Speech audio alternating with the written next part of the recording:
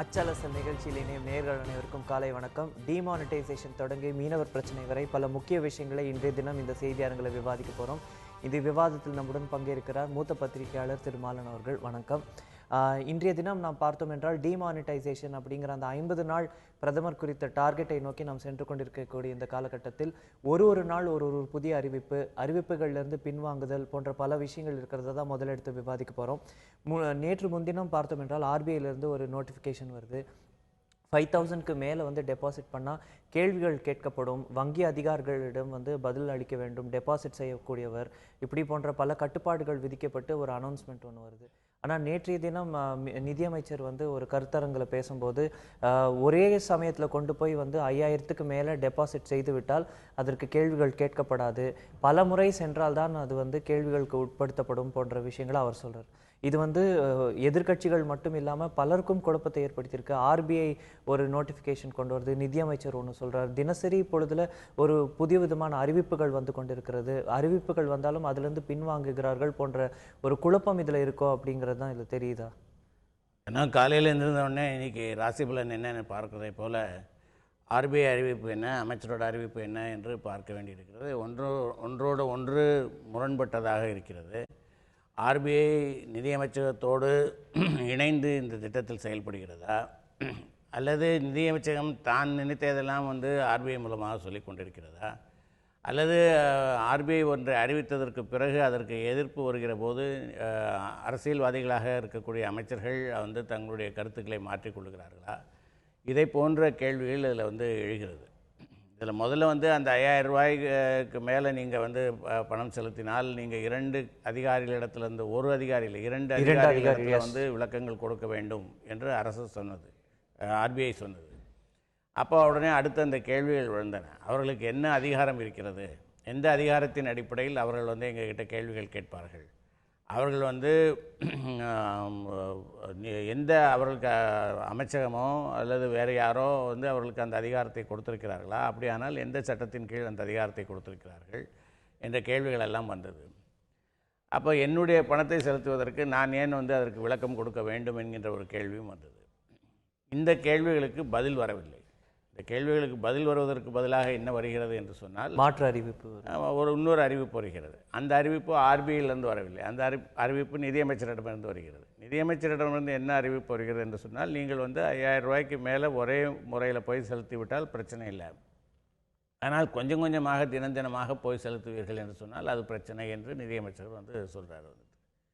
அப்போ என்ன அடிப்படையான ஒரு கேள்வி வருகிறது என்று சொன்னால், அதாவது நிதியமைச்சகத்தினுடைய இப்போ இதில் அந்த வங்கியில் வேலை செய்யக்கூடிய அவர்களுடைய நிலையை யோசிச்சு பாருங்கள். அவங்களுக்கு ஒவ்வொரு தரப்பிலிருந்தும் ஒவ்வொரு அறிவிப்புகள் வந்தால் அவர்கள் எதை பின்பற்றுவார்கள், அவர்களுக்கு ஒரு குழப்பம் இருக்கும். அப்போ இது அன்றாடம் நடக்க வேண்டிய வேலை, ஏதோ ஒரு நாளில் நடக்கக்கூடிய வேலை இல்லை, அல்லது இது இன்றைக்கு செய்யாவிட்டால் நாளைக்கு செய்து கொள்ளலாம் என்று தள்ளி வைக்கக்கூடிய வேலை இல்லை. அப்படி இருக்கிற போது ஒரு தெளிவான ஒரு அறிவிப்பை, ஒரு இன்னது தான் நீங்கள் செய்ய வேண்டும், இன்னது நீங்கள் செய்யக்கூடாது, டூஸ் அண்ட் டோன்ட்ஸ் அவர்கள் கொடுத்து விட்டார்கள்னா அந்த பிரச்சனை இல்லை அவர்களுக்கு. ஆனால் மாற்றி மாற்றி பேசுவதனால் ஏற்படக்கூடிய ஒரு இதற்கு என்ன காரணம்னா அவர்களிடத்திலேயே குழப்பம் இருக்கிறதா என்கின்ற ஒரு கேள்வி இருக்கிறது. இதற்கு நிதியமைச்சர் என்ன காரணம் சொல்லுகிறார் என்று சொன்னால், நாங்கள் முன்பு இந்த 500 ரூபாய் 1000 ரூபாய் நோட்டுகளை வெவ்வேறு இடங்களில் பயன்படுத்தி கொள்ளலாம் என்று நாங்கள் அனுமதித்திருந்தோம். பெட்ரோல் பங்கில் பயன்படுத்தி கொள்ளலாம், டோல்கேட்டில் பயன்படுத்தி கொள்ளலாம், ஆஸ்பத்திரியில் பயன்படுத்தி கொள்ளலாம் போன்ற பல இடங்கள் என்றெல்லாம் நாங்கள் பல இடங்களில் கொடுத்துருந்தோம். அதை இப்போது விலக்கி கொண்டு விட்டோம். அதை வங்கியில் மட்டும்தான் இனிமேல் மாற்றிக்கொள்ள முடியும் என்று நாங்கள் சொல்லிவிட்டோம். அப்படி சொல்லியிருக்கிற போது முந்தி மக்களிடத்தில் அந்த பழைய 500 ரூபாய் நோட்டு புழக்கத்தில் இருப்பதற்கு வாய்ப்புகள் இல்லை. ஏனென்றால் அந்த பணம்லாம் பேங்க்குக்கு, இப்போ நீங்கள் பெட்ரோல் பங்கில் கொடுக்குறீங்க அப்படின்னா பெட்ரோல் பங்க்காரங்க ஒருவேளை உங்ககிட்ட திருப்பி கொடுத்துருந்தா வந்திருக்கிறதுக்கு வாய்ப்பு இருக்குது. இப்போ மக்களிடத்தில் இருக்கக்கூடிய பணம் எல்லாம் இது புழக்கத்தில் இல்லாத அவர்கள் பதுக்கி வைத்திருந்த பணம் என்கின்ற, அதனால் அவர்கள் விளக்கம் கொடுக்க வேண்டும் என்கின்ற ஒரு பார்வையை நிதியமைச்சர் வைக்கிறார். இதில் என்ன, அதை வியாபாரிகள்கிட்ட தினம் வியாபாரம் செய்து அதில் பணமாகலாம் இது இருக்க முடியாது என்பது அவருடைய ஒரு வாதமாக இருக்கிறது. என்ன பார்க்க வேண்டிய ஒரு விஷயம் என்றால், இதில் அரசு அறிவித்த போது என்ன சொன்னது என்றால், இந்த நாட்டில் இருக்கக்கூடிய புழங்கி கொண்டிருக்கக்கூடிய ரொக்கத்தில் வந்து கருப்பு பணம் இருக்கிறது, கள்ள நோட்டுகள் இருக்கிறது, அரசாங்கம் அச்சடித்த நோட்டுகள் இருக்கிறது. அது எல்லாம் சேர்ந்து 14.5 லட்சம் கோடிக்கு இருக்கிறது. அதில் வந்து இந்த 80% வந்து 500, 1000 ரூபாய் நோட்டுகளாக இருக்கிறது. அப்போது அவையெல்லாம் திரும்பி வங்கிக்குள்ளே வர வேண்டும் என்று அதுதான் அந்த திட்டத்தினுடைய நோக்கம் என்று அது சொன்னது. இப்போ திருப்பி அந்த பணம் வங்கிக்குள்ளே வருகிற போது அதை அவர்கள் இன்னும் ஒரு உற்சாகமாக வரவேற்று அல்லவா அதை செய்திருக்கணும். அதுதான் நோக்கம் என்று சொன்னால், இப்போ வந்து வாங்க எல்லோரும் வந்து உங்களோட பணத்தை இது பண்ணுங்க என்றல்லவா அவர்கள் சொல்லியிருக்க வேண்டும். அப்படி சொல்லாமல் இப்போ வந்து அதற்கு நீங்கள் கேள்விகள் கேட்கணும், அதற்கு நீங்கள் வந்து கேள்விகள் கேட்போம், அதுக்கு நீங்கள் பதில் சொல்லணும். ஏன்னால் இது கொடுத்த டெட்லைன் கூட பார்த்தால் டிசம்பர் 30. அந்த டிசம்பர் 30 டெட்லைன் முடியறதுக்குள்ளேயே இதில் டிசம்பர் 31 மட்டும் இல்லை டெட்லைன் வந்து மார்ச் 31. அது ரிசர்வ் பேங்க்கில் போய் நீங்கள் செலுத்திக் கொள்ளலாம் என்பது. வங்கிகளில் தான் டிசம்பர் 30. எஸ். அதற்கு பிறகும் வந்து டைம் கொடுக்கப்பட்டிருந்தது. இப்போ வந்து இது அவசரமாக வந்து கதவை மூடுவதற்கான காரணம் என்ன அப்படின்னு பார்க்கிற போது ஒரு 80% பணம் வந்து ஏற்கனவே வந்துவிட்டது என்று வந்து ரிசர்வ் பேங்க் வந்து அறிக்கை கொடுக்கிறது. 14 லட்சத்தில் 12 லட்சம், இன்னும் 2 லட்சம் வர வேண்டியிருக்கு. அப்போ அந்த 2 லட்சம் வந்து வந்துவிட்டால் அப்போ வந்து இவர்கள் சொன்ன அந்த கருத்து வந்து பொய்யாகி விடுகிறது. அப்போது அல்லது அதாவது கருப்பு பணம் புழக்கத்தில் இருக்கிறது என்று அரசு சொன்ன அந்த கருத்து வந்து பொய்யாகி விடுகிறது. அல்லது கருப்பு பணத்தையும் கள்ள நோட்டுகளையும் மாற்றிக்கொள்வதற்கு இந்த திட்டம் வாய்ப்பளித்தது என்கின்ற ஒரு கருத்தையும் வந்து அதில் வந்து இப்போ அப்போது இந்த மாதிரியான விமர்சனங்களை எதிர்கொள்ளாமல் இருப்பதற்காக அரசு வந்து அவசரமாக கேஷ் கவுண்டர்களை மூடுகிறதா என்கின்ற ஒரு கேள்வி. ஒரு சில தனியார் வங்கிகளில் நம்ம பார்க்குறோம், பல ஃபேக் அக்கௌண்ட்ஸ் இருந்து அந்த அக்கௌண்ட்களில் வந்து 60 கோடி தொடங்கி 80 கோடி வரை பல அக்கௌண்ட்டுகளில் பைசா இருந்தது போன்ற நீங்கள் கூறியது போலவே வந்து கருப்பு பணத்தையும் இல்லை கள்ள நோட்டுகளையும் வந்து லீகலைஸோ லெஜிட்டிமைஸ் பண்ணுறதுக்கான ஒரு சேனலாக இது மாறிடுச்சோன்ற அச்சம் எல்லாருக்குமே இருக்க தான் செய்யுது. இதில் அடுத்ததான் நம்ம இதே விஷயத்தில் விவாதிக்க வேண்டியது பார்த்தீங்கன்னா, இதில் வந்திருக்கக்கூடிய அரசியல் கருத்துக்கள். முன்னாள் நிதியமைச்சர் திரு ப. சிதம்பரம் வந்து ஆர்பிஐக்கும் நீங்கள் கூறியது போலவே ஆர்பிஐக்கும் மத்திய அரசாங்கத்துக்குமே கூட வந்து ஒரு பாயிண்ட் ஆஃப் கன்டென்ஷன் இருக்குது, அவர்களுக்கு இடையே தெளிவில்லைன்னு. ராகுல் காந்தி கூறிய கருத்து பார்த்தீங்கன்னா, பிரதமர் உடை மாற்றுவது போன்று ஆர்பிஐயும் அரசாங்கமும் அறிவிப்புகளை விட்டு கொண்டிருக்கிறார்கள் என்று. இந்த கருத்துக்களை நம்ம எப்படி எடுத்துக்கிறோம்? சிதம்பரம் அவர்கள் வந்து ஒரு கடுமையான வார்த்தையை அவர் சரியான ஒரு அறிக்கையை தான் அவர் கொடுத்துருக்காரு. அதில் வந்து அவர் இது மூர்க்கத்தனமானது என்று வந்து ஒரு வார்த்தையை பயன்படுத்தியிருக்காரு. இது வந்து அரசு எடுக்கக்கூடிய நடவடிக்கை முரட்டுத்தனமான ஒரு நடவடிக்கையாக இருக்குது என்று எடுத்திருக்காரு. ராகுல் காந்தி வந்து அவர் சொல்லியிருக்கிற அந்த கருத்து வந்து படிப்பதற்கு சுவாரஸ்யமாக இருக்கிறது. ஸோ அது பத்திரிகைகளுக்கு வந்து ஒரு தீனி கொடுத்துருக்கிறது. அது வந்து பிரதமருடைய உடை என்பது முன்னாலேயே வந்து சர்ச்சைக்குரியதாக இருந்தது. பல லட்சம் ரூபாயில் வந்து சூட் தைத்து போட்டுக்கொண்டார், அவருடைய பெயர் பொறிக்கப்பட்ட சூட் தைத்து போட்டுக்கொண்டார் என்கின்ற விமர்சனங்கள் எல்லாம் அது இருந்தது. அது வந்துட்டு மேல் சட்டையே அணியாமல் ஒரு சுதந்திர போராட்டத்தை முன்னெடுத்த ஒரு தலைவர் வாழ்ந்த ஒரு நாட்டில் வந்து ஒரு நாட்டினுடைய பிரதமராக இருப்பவர் வந்து பல லட்சம் ரூபாயில் வந்து சூட் தைத்து கொள்வது என்பது வந்து ஒரு காலத்தின் மாற்றம் அல்லது ஒரு வினோதமான ஒரு முரண்பாடு என்று எடுத்துக்கொள்ளலாம். ஆனால் இதில் இன்னொரு கவனிக்க வேண்டிய ஒரு அம்சம் என்னவென்று சொன்னால், இவங்க எல்லாம் காங்கிரஸ்காரர்கள், எதிர்க்கட்சியில் இருக்கிறார்கள், அதனால் வந்து அவர்கள் விமர்சிக்கிறார்கள் என்று எடுத்துக்கொள்ளலாம். ஆனால் மத்திய அரசால் வந்து இந்த டிமானிட்டைசேஷனால் ஏற்படக்கூடிய பிரச்சனைகளை தீர்ப்பதற்கு என்று ஒரு முதலமைச்சர்கள் கொண்ட ஒரு குழு ஒன்று அமைக்கப்பட்டது. அந்த குழுவினுடைய தலைவராக சந்திரபாபு நாயுடு நியமிக்கப்பட்டார். சந்திரபாபு நாயுடு அவர்களுடைய தோழமை கட்சியோடு இருக்கக்கூடியவர். அவர் வந்து இன்றைக்கு கொடுத்துருக்கக்கூடிய ஒரு ஸ்டேட்மெண்ட்டு, இந்த திட்டம் அமலுக்கு வந்து 40 நாட்களுக்கு மேலாகியும் அவனுடைய பிரச்சனைகள் வந்து தீரவில்லை. எஸ், அது வந்து இந்த மாதிரியான ஒரு இது நடந்திருக்க வேண்டாம் என்று நான் விரும்புகிறேன். ஆனால் நடந்துருச்சு. இப்போ நடந்ததுக்கப்புறம் அதை என்ன செய்வது என்று நம்ம பார்க்கணும். ஆனால் இதனால் எழுந்திருக்கக்கூடிய பிரச்சனைகளை வந்து அவ்வளோ எளிதாக தீர்த்து விட முடியாது என்று சொல்கிறார். அதுக்கு ஒரு உதாரணமும் அவர் சொல்கிறார். அவருடைய கரியர்லேயே, அவருடைய பொலிட்டிக்கல் கரியர்லேயே அவர் சந்தித்த மிக சவாலான நேரம் என்பது வந்து அவருடைய கட்சியை வந்து உடைத்து அது வந்து அவர்கள் ஆட்சியை இழந்து போன போது அது ஆகஸ்ட் 1983 என்று ஆகஸ்ட் 1983 வந்து என்டி ராமராவ் இருந்தபோது அவருடைய கட்சி உடைக்கப்பட்டு ஒரு பகுதியை வந்து எடுத்துக்கொள்ளப்பட்டு அவர் என்டி ராமராவுக்கு நெருக்கமாக இருந்த பாஸ்கர் ராவ் என்பவர் வந்து அந்த பதவியில் அமர்த்தப்பட்டு அதெல்லாம் நடந்தது. அந்த நேரத்தில் வந்து அவர் வந்து கட்சியை காப்பாற்றி அதை மீண்டும் ஆட்சிக்கு கொண்டு வந்தார். அதுதான் அவருடைய பொலிட்டிக்கல் கேரியரில் மிகவும் கடுமையான ஒரு சவாலை சந்தித்த நேரம் என்று அவர் நினைக்கிறார். அதை விட இது கடுமையானது என்று சொல்கிறார். அதை நான் ஒரு மாதத்தில் அதை வந்து நான் சரி செய்தேன். இதை வந்து பல நாட்கள் ஆனாலும் இதை சரி செய்ய முடியாது என்று ஒரு நம்பிக்கை இழந்து வந்து அவர் பேசுகிறார். இதுதான் வந்து பல முதலமைச்சர்களுடைய கருத்தாகவும் இருக்க முடியும். ஏனென்றால் முதலமைச்சர்கள் தான் வந்து அன்றாட வேலைகளை வந்து அவங்க பார்க்குறாங்க. மக்களோடு வந்து தொடர்பில் இருக்கிறவங்க, மாநிலத்தில் இருக்காங்க. அதில் இருக்கக்கூடிய மக்களுடைய குரல் வந்து அவர்களுக்கு தான் முதல்ல கேட்குது. அவர்கள் கண்ணெதிர பார்க்கிறார்கள். மக்கள் இன்னும் கோவப்பட்டு கூட வந்து கேட்கிறார்கள், நீங்கள் வந்து ஏன் செய்யலை, நீங்கள் வந்து மாநில அரசுக்கு கரன்சி வெளியிடுவதில் வந்து ஒரு பொறுப்பும் கிடையாது என்றாலும் கூட, அவர்கள் தேசியமயமாக்கப்பட்ட வங்கிகள் மாநில அரசினுடைய பொறுப்பில் இல்லை என்றாலும் கூட, மக்களுடைய கோபம் முதல்ல வந்து நீங்கள் அதை பற்றி ஏன் செய்யவில்லைன்னு நினைக்கிறேன். அதாவது மக்கள்கிட்ட இருக்கக்கூடிய கொதிப்பு வந்து எப்படி இருக்கிறது என்று சொன்னால், யாராவது தங்களுக்காக பேச மாட்டார்களா என்ற ஒரு இது இருக்கிறது. இப்போ நீங்கள் வங்கிக்கு பணம் மாற்ற போனால் கூட உங்களை தொலைக்காட்சியில் மக்கள் பார்த்துருப்பதனால மக்கள் உங்களிடத்தில் கேட்பாங்க, நீங்கள் அங்கெல்லாம் பேசுகிறீங்களே, இங்கே ஏன் பேச மாட்டேங்கிறீங்க என்று உங்களிடத்தில் கோபமாக கேட்பார்கள். கண்டிப்பாக அதை போன்ற தங்களுடைய ஆதங்கத்தை யாராவது எடுத்து சொல்லி இதற்கு ஒரு தீர்வு கிடைக்காதா என்கின்ற ஒரு தவிப்பில் வந்து மக்கள் இருக்கிறார்கள். டிமானிட்டைசேஷன் குறித்து தான், அதில் இருக்கக்கூடிய பல அங்கங்கள் குறித்து தான் விவாதித்து கொண்டு இருக்கிறோம். அதில் முக்கியமாக நம்ம அடுத்தது பேச வேண்டியது பார்த்தீங்கன்னா, இது வந்து கருப்பு பணம் ஒழித்தல், இது வந்து கள்ள நோட்டுகளை ஒழிக்கும் ஒரு முயற்சி, அப்படி பல வாதங்கள் முன்பு வைக்கப்பட்டு அதற்கு பிறகு அரசே வந்து இதில் ஒரு வேறு ஸ்டாண்ட் பாயிண்ட் எடுத்ததோன்னு பார்க்கப்பட்டது.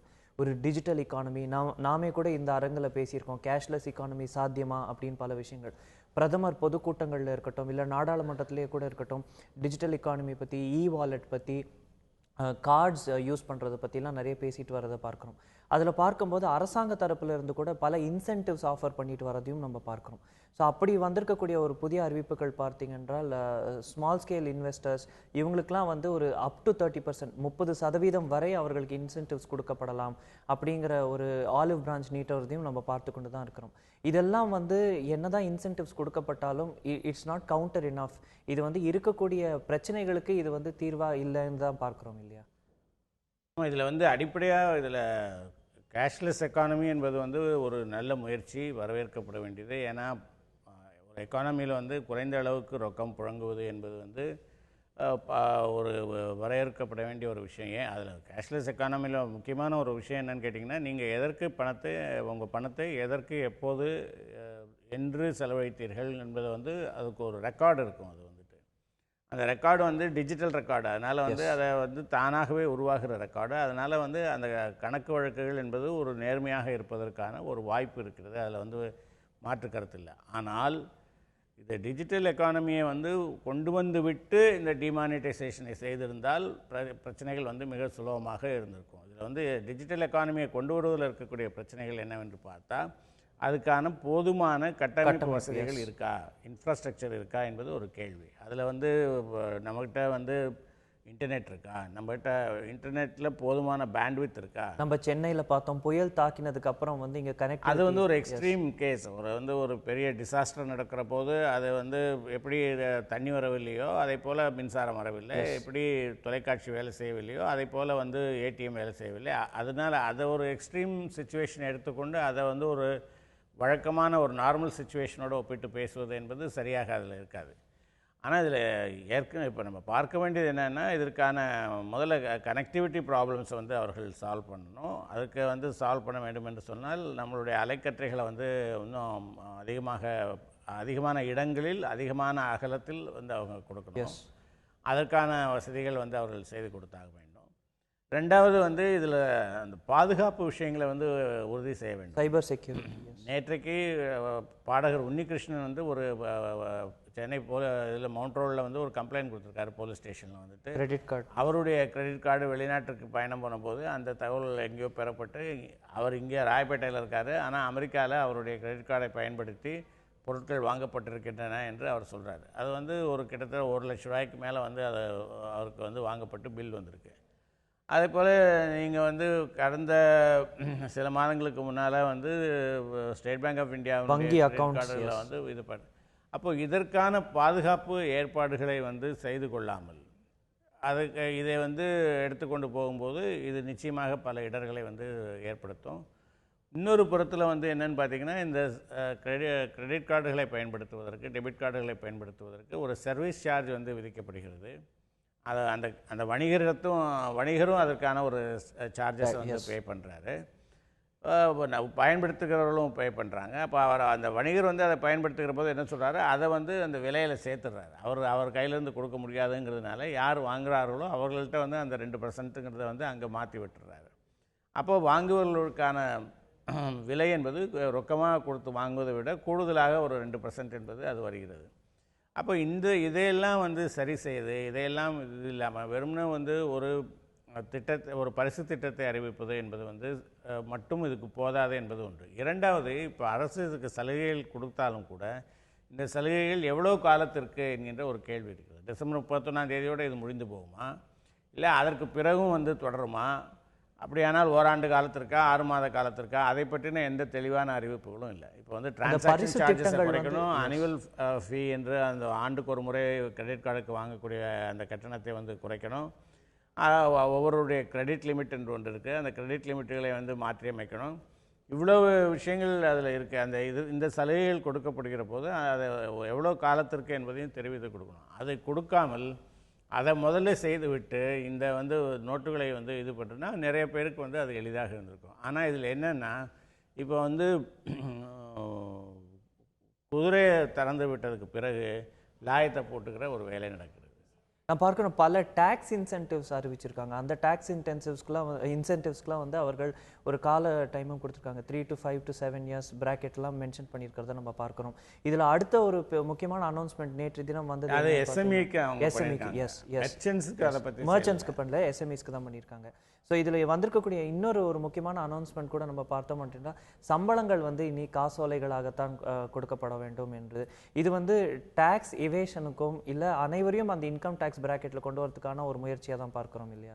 நிச்சயமாக இது வந்து பாராட்டப்பட வேண்டிய, வரவேற்கப்பட வேண்டிய ஒரு விஷயம்தான். அது வந்து தொழிலாளர்களுடைய பார்வையிலும் இது வந்து வரவேற்கப்பட வேண்டிய ஒரு விஷயம்தான். ஏன்னா பல இடங்களில் வந்து குறிப்பாக பள்ளி ஆசிரியர்கள் விஷயங்களில் வந்து நம்ம கேள்விப்படுவது என்னவென்றால், அவர்களுக்கு கையில் கொடுக்கப்படுகிற ரொக்கம் ஒன்று, அவர்கள் வந்து சம்பளம் பெற்றுக்கொண்டதாக வவுச்சர்லேயோ அல்லது அந்த இதில் ரிஜிஸ்டர்லேயோ கையெழுத்து போடுகிற போது அது வேற ஒரு தொகையாக இருக்கிறது.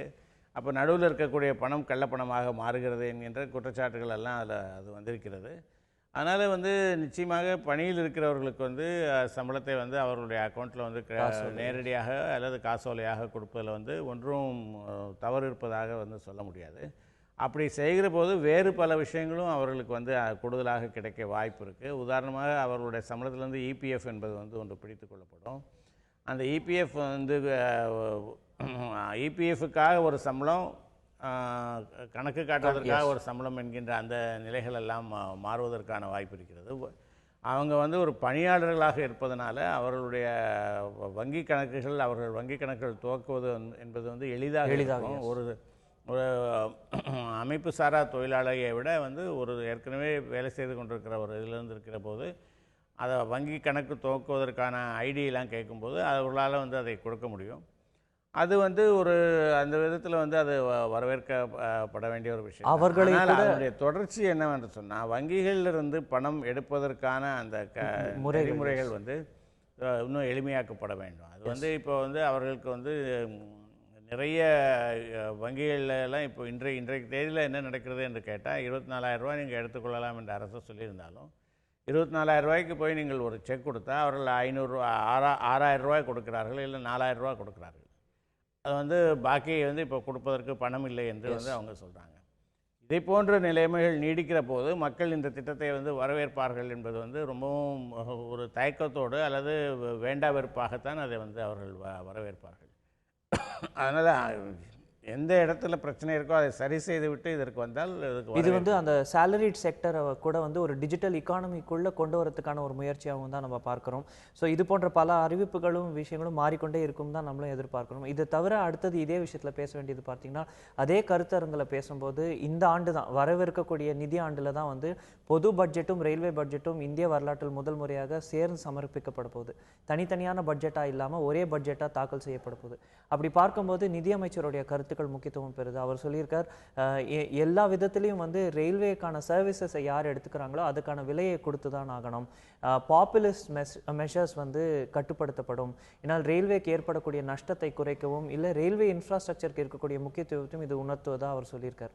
ஸோ ரயில்வேயில் இருக்கக்கூடிய சர்வீசஸ்க்கு நம்ம விலை கொடுத்து தான் ஆகணும் அப்படிங்கிறத, விலை உயரும் வருங்காலத்தில் அப்படின்னு நம்ம எடுத்துக்கணுமா, இல்லைனா நஷ்டத்தில் இயங்கி கொண்டிருக்கக்கூடிய ரயில்வேஸ்க்கான ஒரு தேவையான ஒரு முயற்சியை அதை நம்ம பார்க்குறோமா? இல்லை, இப்போ ஏன் அந்த 2 பட்ஜெட்டும் ஒன்றாக வருகிறது என்று கேட்டால், இப்போ ரயில்வேயில் வந்து என்ன நடக்குதுன்னு சொன்னால், அவங்களுடைய நீங்கள் 100 ரூபா கொடுத்து ஒரு டிக்கெட் வாங்கி பயணம் செய்கிறீர்கள் என்றால் அதில் 57 ரூபாய் தான் வந்து ரயில்வேக்கு போகக்கூடிய பணம். பாக்கி 43 ரூபாய் வந்து ரயில்வே வந்து அதுக்கு செலவழிக்கிறது. அதாவது சப்சிடைஸ் பண்ணிக்கிறது, அதுக்கு மானியம் கொடுக்குறது. ஏன்னா அதுக்கு உண்மையான செலவு என்ன ஆகிறதோ அதை டிக்கெட்டில் வைத்தால் டிக்கெட் வந்து வாங்க முடியாத விலைக்கு போய்விடும். அதனால் வந்து அந்த சப்சிடைஸ் பண்ணணும் என்கின்ற 57% தான் வந்து நம்ம கொடுக்கக்கூடிய ஃபேர்லேருந்து அவங்களுக்கு. அப்போது அந்த பாக்கி 43% வந்து மத்திய அரசு வந்து நிதித்துறை தான் அதை வந்து ஈடுகட்டுகிறது. அப்போ நிதித்துறை என்ன சொல்லுகிறதுன்னா, நாங்கள் தான் உங்களுக்கு பணம் கொடுக்குறோங்கிற போது நாங்களே அந்த பட்ஜெட் போடுறோம், நீங்கள் எதுக்கு தனியாக ஒரு பட்ஜெட் போட வேண்டும் என்று அதை கேட்கிறது. இது வந்து ஒரு அதிகார பங்கீட்டில் இருக்கக்கூடிய ஒரு விஷயம். ஆனால் இதில் என்ன ஆகும் என்று சொன்னால், இப்போ வந்து ரயில்வே வந்து ஒரு அந்த என்ன செலவாகிறதோ அதுக்கு தான் நாங்கள் டிக்கெட்டை வந்து விற்க போகிறோம் என்று சொன்னால், இப்போ டிக்கெட்டுகளுடைய விலை வந்து உயரும். இப்போ வந்து 100% வந்து அந்த பயணத்திற்கான செலவுக்கு 100%த்தையும் பயணிகளிடமிருந்து வசூலிக்கிறது என்கின்ற ஒரு நிலைக்கு அரசாங்கம் போகுமானால் அதனுடைய விலை உயரும். ஆனால் அண்மை காலத்தில் என்ன நடந்திருக்குன்னு கேட்டிங்கன்னா, அது ஒரு கடுமையான போட்டியை, இப்போ ரயில்வே வந்து ஒரு மோனோபொலி, அது வந்து முழுக்க அரசுக்கு சொந்தமானது, அதற்கு போட்டி கிடையாது. ஆனால் அதற்கு போட்டி வருகிறது. எங்கேருந்து போட்டி வருகிறது என்றால், விமானத்திலேருந்து வருகிறது, சாலை போக்குவரத்துலேருந்து வருகிறது. இப்போ ரயில் கட்டணம் வந்து இந்த விமான கட்டணத்தை விட கூடுதலாக இருக்குமானால் பலர் விமானத்திற்கு போக ஆரம்பித்து விடுவார்கள், அல்லது பஸ் கட்டணத்தை விட அது கூடுதலாக இருக்குமானால் பஸ்ஸில் போவதற்கு ஆரம்பித்து விடுவார்கள். தமிழகத்திலே கூட அது நடந்தது. பஸ் கட்டணம் உயர்ந்த போது அனைவரும் ரயிலுக்கு வந்ததை பார்த்த முன்பு. அப்போது அது என்ன ஆகும்னா, இப்போ ரயில்வே மேலும் இழப்புகளை சந்திக்க நேரிடும். அதை போல் அவர்கள் வந்து வேறொரு தொடர்ந்து சில விஷயங்களை வந்து பேசி கொண்டிருக்காங்க. அவங்க வந்து புதிய ரயில் திட்டங்கள் அறிவிக்கப்படாது என்பதை போன்ற நேற்றைக்கு வந்து அவர் ஒரு ஹிண்ட் கொடுத்துருக்காரு. அப்போது இன்னொன்று என்ன சொல்கிறாருன்னா, நீங்கள் வந்து ரயில்வே கொடுக்கக்கூடிய சேவைகள் வந்து என்ன இருக்குது, ஒன்று வந்து நம்மளை பயணத்தில் எடுத்துக்கொண்டு போகுது, 2 பயணிக்கும் போது நமக்கு உணவு கொடுப்பது. அந்த பயணிக்கும் போது உணவு கொடுப்பதையும் இப்போ அவுட் சோர்ஸ் பண்ணியிருக்காங்க. வந்துட்டு ரயில்வே பெட்டிகளை சுத்தம் செய்வதையும் அவுட் சோர்ஸ் பண்ணியிருக்காங்க வந்துட்டு. அப்போ இன்னும் அதில் பாக்கி என்ன இருக்கிறது என்று வந்து புரியாத ஒரு டிக்கெட்டிங் அது போன்ற விஷயங்கள் வந்து அவர்கள் வந்து செய்யலாம். அதே போல் சரக்குகள் விஷயத்தில் வந்து அவர்கள் வந்து சில விஷயங்களை வந்து அவுட் சோர்ஸ் பண்ணலாம். இப்போ ரயில்வேயில் கொடுக்கக்கூடிய எந்த ஒரு சேவையும் இலவசமாக ரயில்வே வந்து நமக்கு இதுவரைக்கும் கொடுக்கல வந்துட்டு. இனிமேல் அதில் என்னத்தை சார்ஜ் பண்ண போகிறார்கள் என்பது வந்து எனக்கு புரியல. ஏற்கனவே வந்து புதிய ரயில் திட்டங்கள் வர வேண்டுமானால் அதுக்கான செலவை வந்து மாநில அரசுகள் ஏற்க வேண்டும் என்று அண்மையில் வந்து பேசியிருந்தாங்க வந்துட்டு. அப்போ ரயில்வே வந்து எதை நோக்கி போகிறது என்கின்ற, அதாவது ரயில்வே அமைச்சகம் வந்து தண்டவாளத்தை விட்டு கீழே இறங்கி விட்டது என்று தான் நான் நினைக்கிறேன். பார்க்கின்றோம் தேர்தலுக்கு தேர்தல் வந்து பிக் டிக்கெட் அனௌன்ஸ்மெண்ட்ஸ் அப்படின்னு பார்த்தாலே புல்லட் ட்ரெயின் இது போன்ற விஷயங்கள் தான். டெல்லிக்கும் மும்பைக்கும் இடையே கூட வந்து ஒரு அதிவேக ரயிலோட சோதனை ஓட்டம் நடந்தது. இது போன்ற விஷயங்கள் நம்ம பார்த்து கொண்டு தான் இருக்கின்றோம். ஆனாலும் வந்து புதிய திட்டங்கள் அறிவிக்கப்படாது, ரயில் கட்டணம் உயர்வதற்கான வாய்ப்புகள் அதிகம் போன்ற விஷயங்கள் தான் நேற்றைய தினம் அந்த கருத்தரங்கிலிருந்து நம்மளுக்கு வருது. அதிகாலை மீண்டும் தமிழகத்தை சேர்ந்த 12 மீனவர்கள் வந்து இலங்கை கடற்படையினர் கைது செய்யப்பட்ட செய்தி வந்தது. நேற்றைய தினம் பார்த்தோம் என்றால் 7 தமிழக மீனவர்கள் கைது செய்யப்பட்டனர். ஸோ இது ஒரு தொடர் கைது அரெஸ்ட் நடவடிக்கை நடந்து கொண்டிருக்கிறது. எல்லை தாண்டி மீன் பிடித்தது காரணமாக அவர்கள் கைது செய்யப்பட்டதாக கூறப்படுகிறது. இது தொடர்பாக ராமேஸ்வரத்திலிருந்து தந்தியின் ரிப்போர்ட்டர் பாலா இணைகிறார். பாலா, வணக்கம். சொல்லுங்க, எங்கே நடந்தது இந்த சம்பவம், யார் இந்த மீனவர்கள், எந்த பகுதியை சேர்ந்த மீனவர்கள், என்ன குற்றச்சாட்டு அவர்கள் மீது, வேறு என்ன முக்கிய விஷயங்கள் உங்ககிட்ட இருக்கு? நேற்று வந்து ராமேஸ்வரம் அடுத்துள்ள பாமன் பகுதியிலிருந்து 100க்கும் மேற்பட்ட விசைப்படகுல ஒரு 1000க்கும் மேற்பட்ட மீனவர்கள் கடலுக்கு மீன்பிடிக்க சென்றுள்ளனர். இவர்கள் வந்து ஆழ்கடல் மீன்பிடிப்பில் ஈடுபடக்கூடியவர்கள். அதே போல வந்து பாம்பன் பகுதியிலிருந்து குந்துகால் பகுதியிலிருந்து ஒரு நாட்டு படகில் வந்து மீனவர்கள் ஒரு 6 பேர் என மீனவர்கள் மீன்பிடிக்க சென்றுள்ளனர். இவர்கள் 2 பேருமே வந்து கச்சத்தீவு அருகே மீன்பிடிக்கவில்லை. வழக்கமாக வந்து இலங்கை கடற்படையானது வந்து கச்சத்தீவு அருகே வந்து தாண்டி வந்தார்கள், இலங்கையினுடைய கடற்பகுதியில் வந்து மீன் பிடித்தார்கள் என கூறிதான் கைது செய்திருந்தனர். இவர்களுக்கு வந்து கச்சத்தீவுக்கும் இவர்களுக்கும் எந்த விதமான தொடர்பும் கிடையாது. இவர்கள் வந்து ஆழ்கடலில் மீன் பிடிக்கக்கூடிய மீனவர்கள். கடந்த சில தினங்களாக ஆழ்கடல் பகுதியில் காற்றினுடைய சீற்றம் அதிகமாக இருப்பதன் காரணமாக அவர்கள் எல்லை தாண்டி சென்றிருப்பதாக வந்து இப்பகுதியில் உள்ள மீனவர்கள் தெரிவித்துள்ளனர். இவர்களை வந்து இன்று எல்லை தாண்டி வந்து மன்னாரினுடைய தென்கடல் பகுதியில் வந்து கூறிய இலங்கை கடற்படை ஒரு விசேஷத்தையும் ஒரு நாட்டுப்படகையும் சிறைப்பிடித்துள்ளனர். அதுல இருந்த 12 மீனவர்களையும் வந்து தற்பொழுது வந்து மன்னார் கடற்படை முகாமில் விசாரணை மேற்கொண்டு வருகின்றனர். தற்பொழுது அவங்க விசாரணைக்கு பின் வந்து நீரியல் துறை அதிகாரிகளிடம் ஒப்படைக்கப்படும் பட்சத்தில் வந்து அவர்கள் வந்து வழக்கம் போல வந்து கைது செய்து வழக்கு பதிவு செய்து வந்து அவர்கள் நீதிமன்றத்தில் ஆஜர்படுத்தி கைது செய்வார்கள் என தெரிய வருகிறது. இந்நிலையில் வந்து 4ஆம் கட்ட பேச்சுவார்த்தை சென்னையில் வந்து இரு நாட்டு மீனவர்களிடையே பேச்சுவார்த்தை நடைபெற்றது. இந்த 4ஆம் கட்ட பேச்சுவார்த்தை முடிவடைந்து சில தினங்களிலே வந்து மீன்வளத்துறை இலங்கையினுடைய மீன்வளத்துறை அமைச்சர் ஒரு அறிக்கையை ஒன்று வெளியிட்டார். அதாவது வந்து இலங்கையினுடைய கடல் பகுதிக்கு வரும் மீனவர்கள் கைது செய்யப்படும் பொழுது அவர்களுடைய படகுகள் பறிமுதல் செய்வதுடன் அவர்கள் மீனவர்கள் விடுவிக்க வேண்டும் என்றால் படகினுடைய ஓனர் வந்து நேரடியாக வர வேண்டாம், உரிமையாளர் வந்து தகுந்த ஆதாரத்துடன் இலங்கைக்கு வந்தால் மட்டுமே மீனவர்கள் விடுவிக்கப்படுவார்கள். அது மட்டும் இல்லாமல் ஆதாரம் சொல்லி பார்க்கும்பொழுது வந்து 7 லட்சத்திலிருந்து கிட்டத்தட்ட வந்து ஒரு 7 கோடி வரைக்கும் அபதாரம் விதிக்கப்படும் எனவும் தெரிவித்திருந்தார். இதனால் வந்து மீனவர்கள் மத்தியில் வந்து பெரும் அச்சத்தை ஏற்படுத்தியிருந்தது. இந்நிலையில் வந்து நேற்று முன்தினம் மேலும் ஒரு அறிக்கை வெளியிட்டிருந்தார். அதாவது வந்து கடந்த 30 ஆண்டுகளுக்கு மேலாக வந்து இலங்கையை ஆட்சி கொண்டவர்கள் வந்து தமிழக மீனவர்கள் மீது எந்த விதமான நடவடிக்கையும் எடுக்கவில்லை, சரியான நடவடிக்கை எடுக்கவில்லை.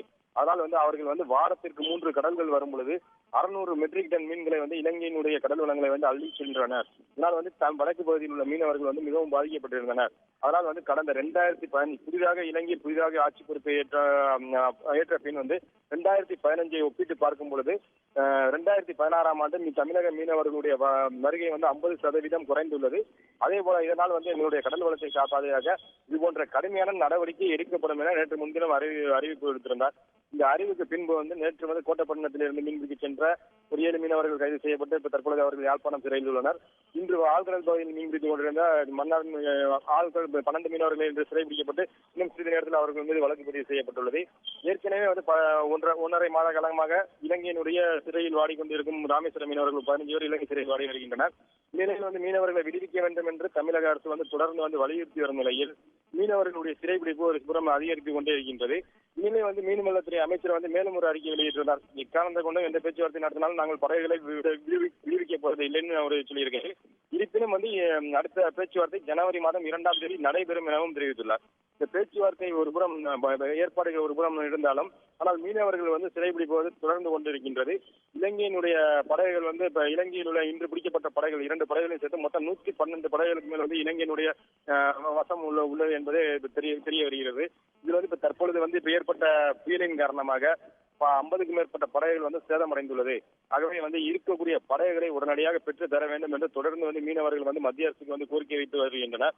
மத்திய அமைச்சரும் தொடர்ந்து வந்து படகுகள் இலங்கையில் 2ஆம் தேதி நடைபெறும் பேச்சுவார்த்தைக்கு பின் கண்டிப்பாக படகுகள் விடுவிக்கப்படும் என திருத்தமாக சொல்லியுள்ளார். ஆனால் இருப்பது அமைச்சர் இந்திய அரசினுடைய அமைச்சருடைய பேச்சுகள் ஒரு புறம் இருந்தாலும் அவர் வந்து நாங்கள் மீனவர்கள் மீது தொடர்ந்து இது போன்ற நடவடிக்கை எடுப்போம் என்று இன்றும் அவர்கள் காட்டியுள்ளனர். இதனால் வந்து இப்ப ராமேஸ்வரம் மற்றும் பாம்பன் போன்ற பகுதியில் உள்ள மீனவர்கள் மத்தியில் நாளைக்கு கடலுக்கு செல்லும் பொழுதும் அச்ச உணர்வோடு தான் இவர்கள் கடலுக்கு செல்ல வேண்டிய ஒரு நிலை உள்ளது. நன்றி பாலா. ராமேஸ்வரத்திலிருந்து தந்தி செய்தியாளர் திரு பாலா வந்து கொடுத்த தகவல்களை பார்த்தோம். இது வந்து ஒரு தொடர் பிரச்சனையா இருந்துட்டு தான் இருக்கு. நிகழ்ச்சியை பார்த்து கொண்டிருக்க நேர்களுடைய அண்டர்ஸ்டாண்டிங்காக நம்ம இதை விவாதித்தோம் அப்படின்னா, இங்கேருந்து எல்லை தாண்டி மீன் பிடிக்க தமிழக மீனவர்கள் வராங்க, அதனால தான் கைது செய்கிறோம் அப்படின்ற அவர்கள் தரப்பு வாதம், அவர்கள் தரப்புல இருந்து ஒரு அதிகாரம் வந்து அத்துமீறல் நடக்குது அப்படின்னு நம்ம தரப்புல இருந்து ஒரு வாதம், தொடர் பேச்சுவார்த்தைகள் நடக்குது, அரசாங்கத்திடையே வந்து டிப்ளமசி சேனல்ஸ் எவ்வளோ ஓப்பன் ஆகுது, ஆனாலும் கூட இதுக்கு ஒரு தீர்வு ஏற்படாததற்கு முக்கிய காரணம் என்னவா பார்க்குறோம்? அதாவது அடிப்படையான ஒரு விஷயம் என்னன்னு கேட்டிங்கன்னா, இலங்கையில் இருக்கக்கூடிய மீனவர்கள், தமிழ் பேசும் மீனவர்களே கூட வந்து அவர்கள் என்ன குற்றச்சாட்டு சொல்கிறார்கள் என்றால், அவர்கள் பகுதியில் இருக்கக்கூடிய மீன்வளத்தை இந்திய மீனவர்கள் சென்று எடுத்துக்கொண்டு வந்து விடுகிறார்கள், அதனால் அவர்களுடைய வாழ்வாதாரம் பாதிக்கப்படுகிறது என்ற ஒரு கருத்தை அவர்கள் வைக்கிறார்கள். தமிழ் பேசக்கூடிய மீனவர்கள், வடபகுதியில் இருக்கக்கூடிய மீனவர்கள் அந்த கருத்தை வந்து அதுக்கு வந்து ஒரு அவர்களுடைய ஆதரவு வந்து அங்கே இருக்கக்கூடிய அரசியல் கட்சிகளுக்கு தேவை, அங்கே இருக்கக்கூடிய அரசுக்கு தேவை என்கிறதுனால அது வந்து ஒரு அரசியல் முக்கியத்துவம் அங்கு பெறுகிறது. அப்போ அது அங்கே இருக்கக்கூடிய அரசின் மீது ஒரு அழுத்தம் வந்து ஏற்படுகிறது.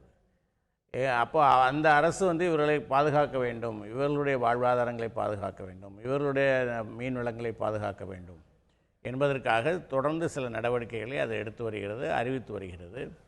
அதில் அப்படி அறிவித்து வருகிற போது அவர்கள் அபராதத்தை பற்றி பேசுகிறார்கள். 7 லட்சம் ரூபாய் வரைக்கும் அபராதம் போடுவோம் என்று சொல்கிறார்கள். இங்கிருந்து செல்லக்கூடிய படகுகளை வந்து அவர்கள் பிடித்து வைத்துக் கொள்கிறார்கள். அங்கே வந்து ஏற்கனவே 109 படகுகள் சில மாதங்களாக அங்கே இருந்து கொண்டிருக்கின்றன. இப்போ 3 படகுகள் சேர்ந்து 112 படகுகள் அங்கே வந்து இருக்கின்றன.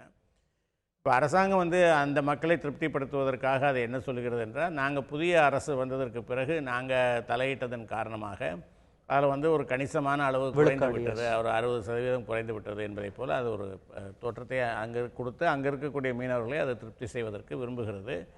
அது குறைந்ததற்கு பல காரணங்கள் இருக்கின்றன. அந்த படையினுடைய அச்சுறுத்தல் என்பது இருக்கிறது, படகுகள் வந்து அங்கு பிடித்து வைத்துக் கொள்ளப்பட்டு விட்டது என்று இருக்கிறது.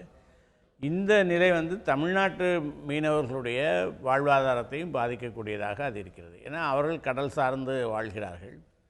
இது கடல் இந்தியாவுக்கும் இலங்கைக்கும் நடுவிலான கடல் எல்லை எது என்பதை குறித்து ஒரு வழக்கு வந்து உச்சநீதிமன்றத்தில் இருக்குது. அதாவது கச்சத்தீவை வந்து மீட்டு கொடுக்க வேண்டும் என்கிற வழக்கினுடைய அடிப்படையே வந்து என்னவாக இருக்கிறது என்றால், இந்த கடல் எல்லையிலிருந்து எங்கு தீர்மானமாகிறது? கச்சத்தீவு என்பது இலங்கை சொல்கிறது எங்களுடைய கடல் பகுதிக்குள்ளே இருக்கக்கூடிய, எங்களுடைய எல்லைக்குள்ளே இருக்கக்கூடிய பகுதி, அதனால் வந்து அது எங்களுடையது என்றது உரிமை கோரியது. அந்த உரிமை கோரியதின் அடிப்படையில் வந்து அதற்கு வந்து அந்த தீவை வந்து இந்தியா வந்து விட்டு கொடுத்தது. அந்த மாதிரியான நிலையில் இருக்கிறது.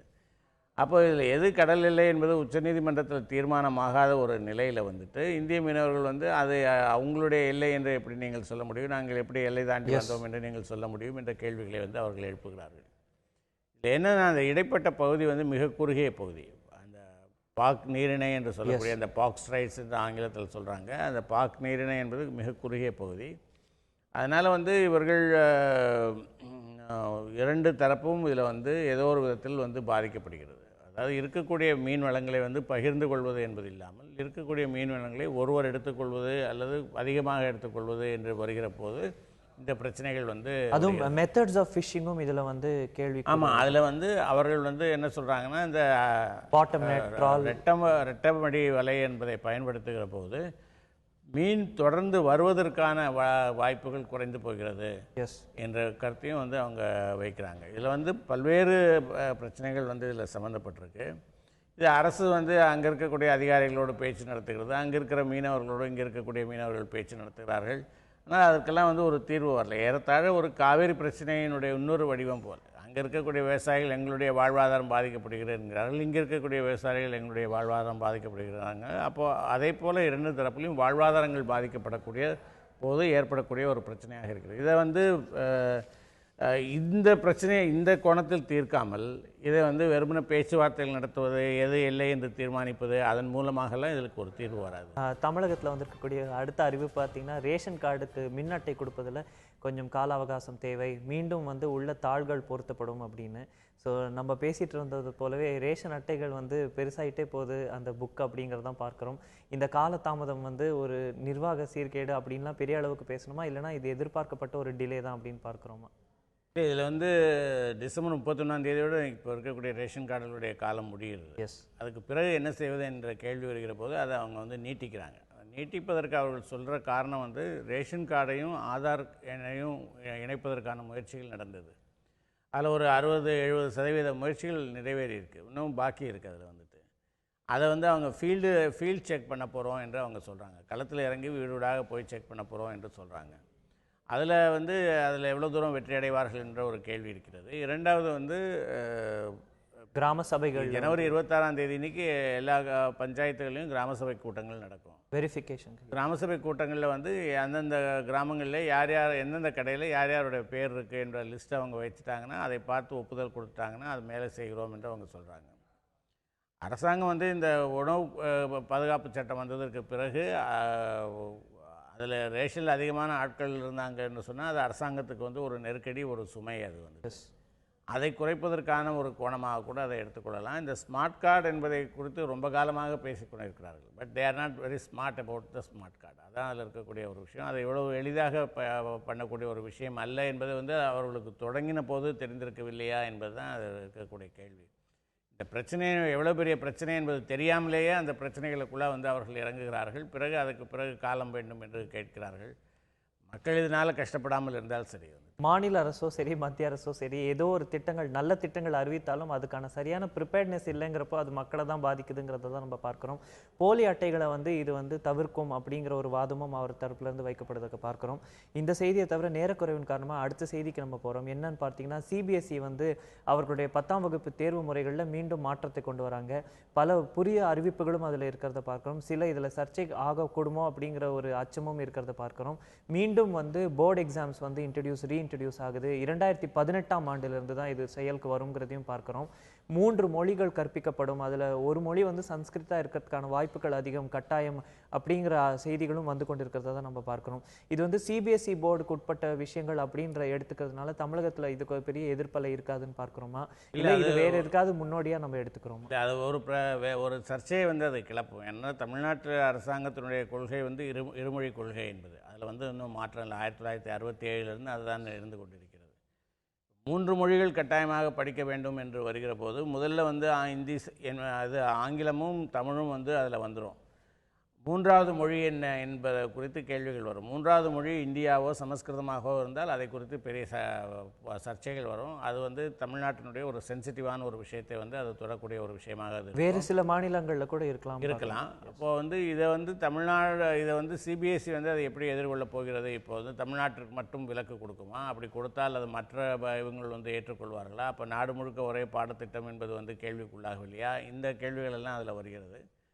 10ஆம் தேதி 10ஆம் வகுப்புக்கு மீண்டும் தேர்வு என்பது அது முன்பு 2 ஆப்ஷன் இருந்தது. ஒன்று பள்ளிக்கூடத்திலே நடத்தக்கூடிய தேர்வில் நீங்கள் எழுதிக் கொள்ளலாம், அல்லது பொதுத் தேர்வு எழுதலாம் என்று இருந்தது. இப்போ எல்லாரும் பொதுத் தேர்வு எழுத வேண்டும் என்ற ஒரு நிலைக்கு அது தள்ளப்படுகிறது. அது ஒரு விதத்தில் நல்லது தான். அது அந்த பொதுத் தேர்வு என்பது போது அதனுடைய போட்டி திறன் அதிகரிக்கும். அப்போ மாணவர்களுடைய போட்டி திறன் அதிகரிக்கும். அதை ஒரு அடிப்படையான ஒரு ஸ்ட்ராங் ஃபவுண்டேஷனை கொடுப்பதற்கான ஒரு வாய்ப்புகள் இருக்கிறது. அதில் ஒன்றும் பிரச்சனைகள் இல்லை. ஆனால் மும்மொழி கொள்கை என்பது மீண்டும் வருமானால் அது இங்கு நிறைய பிரச்சனைகளை கிளப்பும் என்பது தான் அதில் இருக்கக்கூடிய. இதில் கவனிக்க வேண்டிய இன்னொரு விஷயம், தமிழ் கூட பாதிக்கப்படுவதற்கான வாய்ப்பு இருக்குது. எஸ், கண்டிப்பாக. 80% பொது தேர்வு வரக்கூடிய மதிப்பெண்களும் 20% பள்ளிக்கூடத்தோட அசஸ்மெண்ட்டாகவும் இருக்கும் அப்படிங்கிறத தான் பார்க்குறோம். இந்த செய்தியிலிருந்து அடுத்த தமிழக செய்திகளுக்கு வந்தோம் அப்படின்னா, முன்னாள் முதல்வர் ஜெயலலிதா அவர்களின் இறப்புக்கு பின்பு பலர் இரங்கல் தெரிவிக்க திருமதி சசிகலாவை சந்தித்து வருவதை பார்க்கிறோம். அதில் நேற்றைய தினம் நடந்த ஒரு சந்திப்பு கொஞ்சம் சர்ச்சையை கிளப்பியிருக்கிறது தான் பார்க்கிறோம். யூனிவர்சிட்டியோட வைஸ் சான்சலர்ஸ்லாம் சென்று அவர்களை சந்திக்கிறார். நிச்சயமாக அது வெட்கப்பட வேண்டிய ஒரு விஷயம். சசிகலாவை அவர்கள் எதற்காக போய் சந்திக்கிறார்கள்? அவர் அரசு பதவியில் இருக்கிறாரா? அவர் கட்சியில் பொறுப்பில் இருக்கிறாரா?